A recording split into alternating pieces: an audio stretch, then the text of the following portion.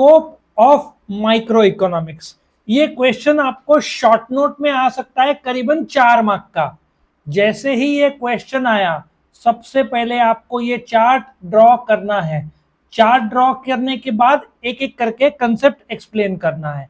बेटा सबसे पहले तो स्कोप का मीनिंग क्या होता है और माइक्रो इकोनॉमिक्स का मीनिंग क्या होता है वो समझेंगे। माइक्रो, ये जो वर्ड है किसने लाया? रैग्नर फ्रिश। कब लाया? 1933। कौन से वर्ड से लाया? The Greek word micros which means small. उसके लिए उनको नोबेल प्राइज दिया। ये आप इंट्रोडक्शन दे सकते हो। नाउ स्कोप मतलब दायरा, यहां से शुरू होता है यहां पे खत्म होता है। सो ये जो दायरा है उस पे से ये ड्राइंग दिया है। स्कोप ऑफ माइक्रो इकोनॉमिक्स का दायरा क्या है, समझ में आया? तो हम शुरू करते हैं, कॉमन सेंस लगाते हैं बेटा। दायरा किससे शुरू होना चाहिए? प्रोडक्ट से होना चाहिए ना। किससे होना चाहिए शुरू? प्रोडक्ट से होना चाहिए। अब एक बात करते हैं, जब हम प्रोडक्ट की बात करते हैं, प्रोडक्ट मतलब गुड्स हुआ, तो गुड्स का 2 भाग होगा। कंज्यूमर डिमांड करेगा, फर्म सप्लाई करेगा। हम लोग कंज्यूमर है, दुकानदार फर्म है, और दोनों मिलकर जो प्राइस तय करते हैं वो उसका इक्विलिब्रियम प्राइस होगा। So what is product pricing? Pricing कैसे बनता है? वो डिमांड और सप्लाई पे निर्भर है, कॉम्पिटिटर के दाम पे निर्भर है, कॉस्ट ऑफ प्रोडक्शन पे निर्भर है, कंज्यूमर बिहेवियर पर निर्भर है, सप्लायर पर निर्भर है। समझ में आया? सो माइक्रो इकोनॉमिक्स शुरू किससे होता है? प्रोडक्ट से, क्योंकि consumer is a person who demands goods and services to satisfy his want. Firm produces goods and services to get the want satisfied of the consumer, जिसके लिए प्रोड्यूसर को कीमत मिलता है। समझ में आया बेटा? Product pricing. प्रोडक्ट प्राइसिंग क्यों इंपॉर्टेंट है? आईफोन 15 प्रो मैक्स क्यों 1.5 लाख का? क्योंकि उसके डिमांड बहुत ज्यादा है, इसलिए प्राइस ज्यादा। उसका डिमांड सडनली गिर गया तो प्राइस क्या हो जाएगा? कम हो जाएगा। कॉमन सेंस वाली बात है। आगे बढ़ते हैं। Theory of factor pricing. Now economics में फैक्टर किसको बोलते हैं? आपको वस्तु बनाना है तो आपको 4 चीजों की जरूरत पड़ेगी। क्या? लैंड, लेबर, कैपिटल और एंटरप्राइज। लैंड मतलब जमीन, लेकिन वो तो नॉर्मल हुआ इकोनॉमिक्स में। धरती में, धरती के ऊपर और धरती के नीचे, सनशाइन, रेन वाटर, धरती, पानी, मिनरल्स, पेट्रोल, सब किसके डेफिनेशन में आएगा? Land. The reward for land is called rent. फिर नेक्स्ट लेबर। लेबर किसको बोलेंगे? Man power. और इकोनॉमिक्स में कोई भी शारीरिक या मानसिक काम पैसे कमाने के लिए किया जाता है। इंग्लिश में एनी फिजिकल और mental work done for monetary rewards is called labour. Labour को क्या दिया जाता है? Wages, salary, capital. नाउ ध्यान से सुनना, अकाउंट्स में कैपिटल अलग है, इकोनॉमिक्स में अलग है। अकाउंट्स में कैपिटल वो है जो पैसा या वस्तु लगाते हैं धंधा शुरू करने के लिए। इकोनॉमिक्स में वो वस्तु जिससे output of goods and service निकलता है। वस्तु खराब है, अकाउंट्स में वो कैपिटल होगा, इकोनॉमिक्स में नहीं होगा, क्योंकि उससे आउटपुट निकलना चाहिए। आया समझ में? और लास्ट में एंटरप्रेन्योर जो धंधा शुरू करता है। सो 4 फैक्टर्स ऑफ प्रोडक्शन क्या हुए बताओ? लैंड, लेबर, कैपिटल और एंटरप्रेन्योर। ठीक है, उनको ये जो लैंड, लेबर, कैपिटल और एंटरप्रेन्योर, उनको रिवॉर्ड्स में क्या दिया जाएगा? रेंट, वेज, इंटरेस्ट और प्रॉफिट। सवाल यह है कितना और क्यों। एक बेस्ड, यस हाथ ऊपर किया आपने। इकोनॉमिक्स में कैपिटल उसको बोलेंगे कोई भी वस्तु जिससे आउटपुट निकलता हो। ये लैपटॉप से हम प्रोजेक्टर के थ्रू आपको सिखा रहे तो ये नहीं नहीं नहीं नहीं, ये बहुत अच्छा सवाल पूछा। इन स्ट्रिक्ट इकोनॉमिक सेंस बेटा, क्या पैसा से प्रोडक्शन हो सकता है? नहीं। पैसा से मशीन खरीद सकते हैं, मशीन से आउटपुट आएगा। इन स्ट्रिक्ट इकोनॉमिक सेंस कैश मतलब money is not capital, because money output नहीं ला सकता है। तेरा मैकडॉनल्ड्स की इच्छा पूरी कर सकता है, लेकिन वो कैपिटल नहीं है इकोनॉमिक्स में। अकाउंट्स में शुरू करने के लिए या बढ़ाने के लिए जो पैसा लगाते हैं उसको क्या बोलेंगे? कैपिटल। क्या सब लोग क्लियर है? मेरे साथ है सब लोग? आगे बढ़े। ओके, इकोनॉमिक्स में 4 फैक्टर्स ऑफ प्रोडक्शन क्या हुआ? कौन है? लैंड, लेबर, कैपिटल और एंटरप्राइज बोलते हैं। चारों के मालिक कौन है? लैंडलॉर्ड, लेबरर, कैपिटलिस्ट और एंटरप्रेन्योर। चारों के रिवॉर्ड्स क्या है? रेंट, वेज, इंटरेस्ट और प्रॉफिट। अभी एक विचार सोचो, मैं प्रोड्यूसर हूं, मेरे लिए फैक्टर कॉस्ट हुआ, रेंट, वेज, इंटरेस्ट, प्रॉफिट। आप लोग को मैं दे रहा हूं, आपके लिए इनकम हुआ। उसका दाम जो तय होगा, एक बेसिक मजदूर को 150-200 रुपए दिया जाएगा, ठीक है। एक कंस्ट्रक्शन साइट में उसको 300-350 दिया जाएगा। स्किल बढ़ रहा है तो कीमत भी बढ़ रहा है। प्लम्बर को 500 रुपए दिया जाएगा, इलेक्ट्रिशियन को 800 रुपए दिया जाएगा, फर्नीचर बनाने वाले को दिन का 1000 रुपए दिया जाता है। सो स्किल के हिसाब से तय होता है कितना, क्यों, कहां, कैसे। ये माइक्रो इकोनॉमिक्स का स्टडी है, बाकायदा ये अलग अलग चैप्टर्स है। 12th में नहीं है, पहले था, अभी नहीं है। बड़े दुख की बात है और आपके लिए बड़े सुख की बात है। आया समझ में? वरना बेटा आपके 4 चैप्टर्स बढ़ गए होते हैं। आगे बढ़ू। Theory of economic welfare. Theory of economic welfare deals with the efficiency in the allocation of resources.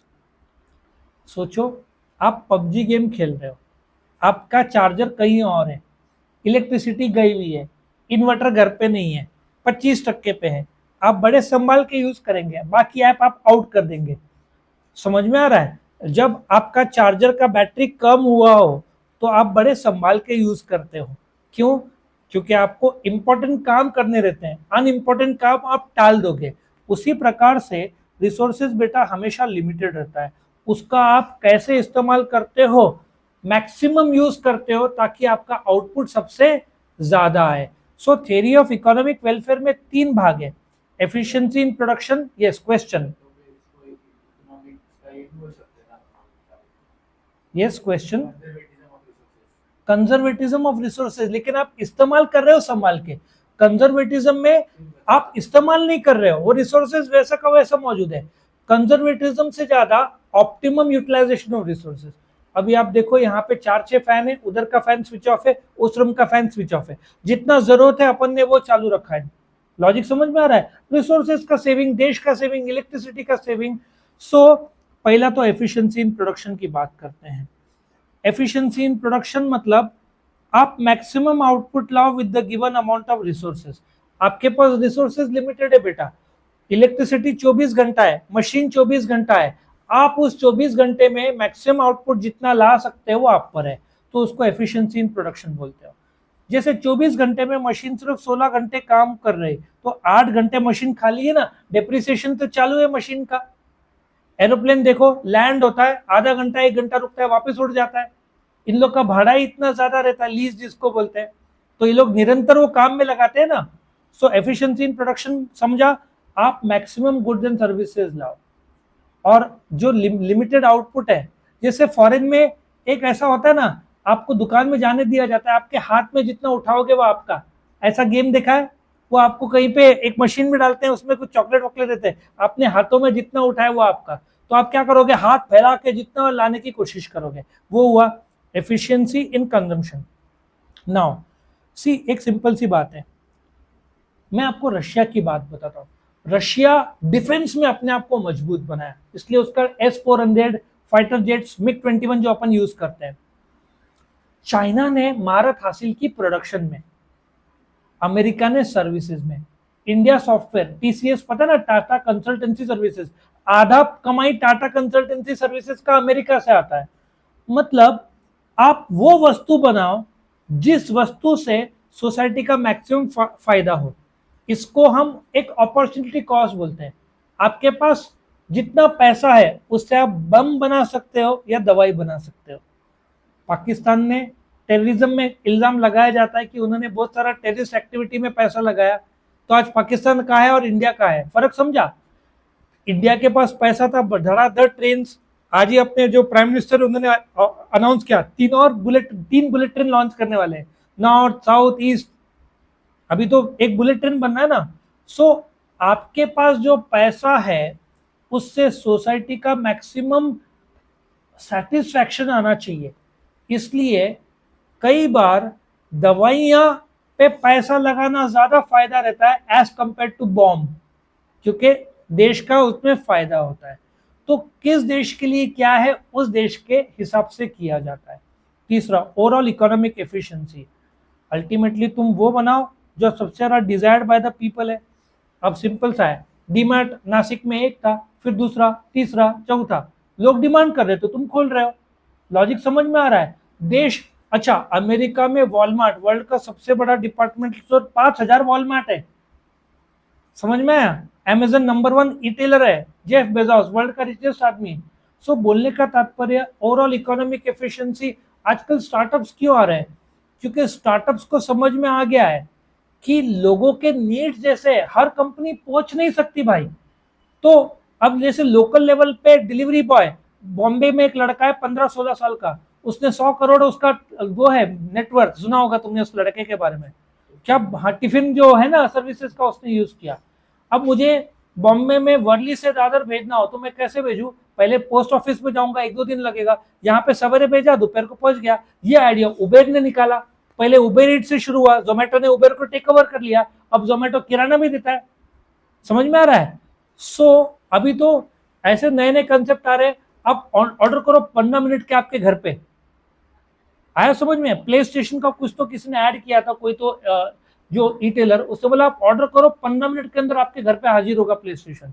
So efficiency in consumption, मतलब जो लोगों को जरूरत है वो दो। Best example e vehicle, खटाखट e vehicle launch हो रहा है ना, होंडा भी लॉन्च कर रहा है, टेस्ला इंडिया में आ रहा है, भविष्य सब ई व्हीकल का है।